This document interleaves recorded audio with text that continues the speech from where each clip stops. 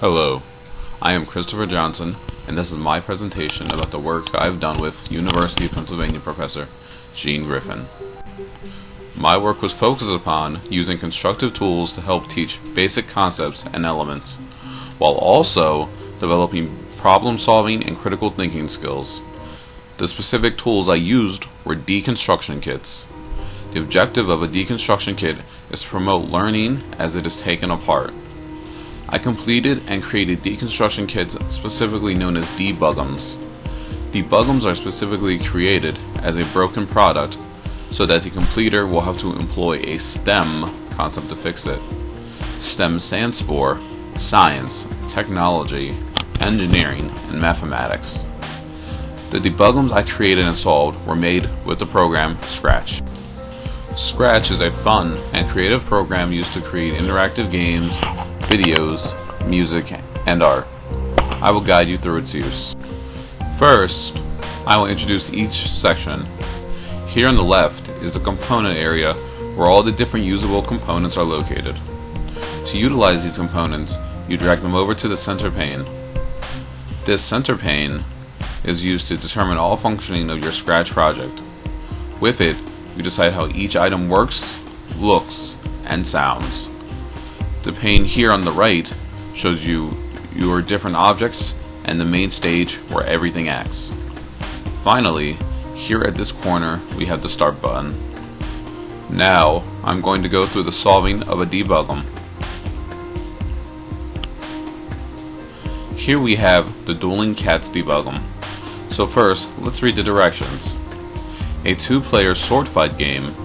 Both cats behave the same way and try to defeat each other by hitting their opponent's stomach or tail tip.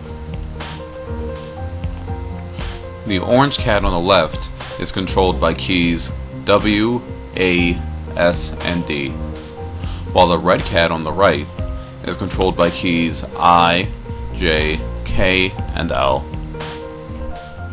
The bug to be fixed is the red cat's key controls for J and L. The J key should advance it forward, such as the orange cat's D key does, and the L key should make it retreat similar as the orange cat's A key does. The hint is that we need to use the blocks that are provided. Knowing this, let's test the activity.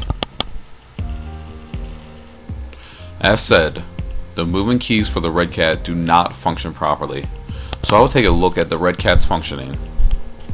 As I can tell, unlike the orange cat, it's not that the keys J and L do not function properly, it's that they have not been programmed in. So I'm going to do that.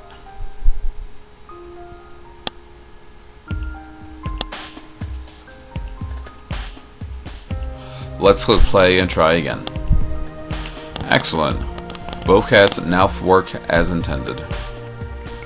The general concepts explored in this debugum are two-player games, collision detection, sequence and code, symmetry, and event handling, while the Scratch-specific concepts are collision detection by sensing when colors are touching, costume switching, and the stop all block.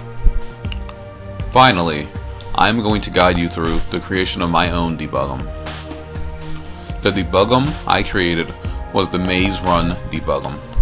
The goal of it is to make it to the end of the maze before the timer hits 60 seconds. Now, let's look at my blocks. For the player sprite, I had to ensure that the player can move as seen here, here, and here. You may notice and wonder why I'm using the conditional block if. I am using it to ensure that if the player hits a wall, they will not go through it. Up here, these when blocks pay attention to the occurrence of specific events. Now, let's look at the functioning for the stage. Here, I have the timer, winning, and losing conditions programmed. You may or may not have noticed it already, but there is a bug already present. Aware of this, I'm going to start the game. Reach the green goal in under 60 seconds. Press space to start.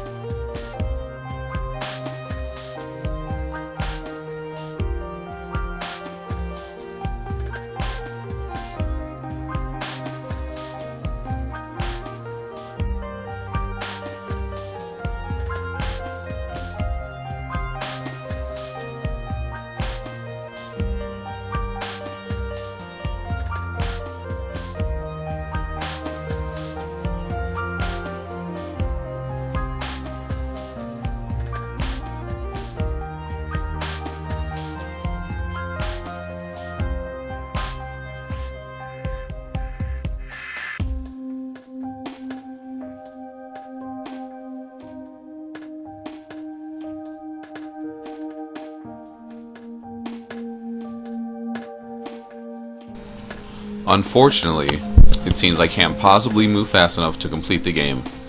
So let's look at the blocks for the player. Here is the problem. Despite my speed when moving left, right, and up, my speed for moving down is only half of that, thus effectively souring my chances for victory. So I'm going to fix it.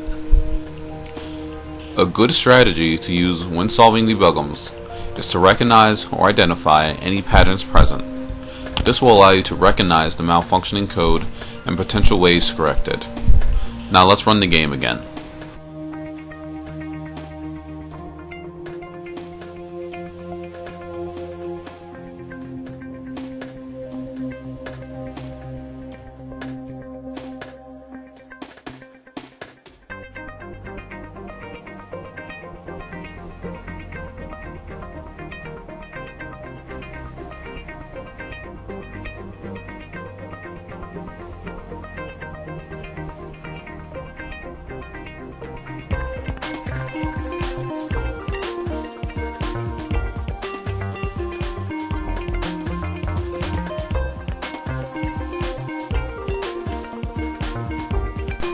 And there we have the completion of my debugum. The general concepts that my debugum imparted were the XY coordinate system and collision detection, while the scratch-specific concepts were the XY coordinate system, costume switching, collision detection, conditional events, such as when color A is touching color B, variables, and the timer. Simple as they may seem, both the creation and solving of debugums offers a large amount of teaching and many concepts as one builds and expands their knowledge basis by solving more and more. In regards to STEM and deconstruction kits, debugums such as these allow for great advancement for engineering skills, but there are other deconstruction kits to help develop the other areas of STEM, such as explorers. In conclusion, I would like to thank Mrs. Tammy Pierman for her constant support and godly levels of patience with me, and then Miss Jean Griffin for allowing me to have such a great opportunity such as this one, and then finally, viewers like you.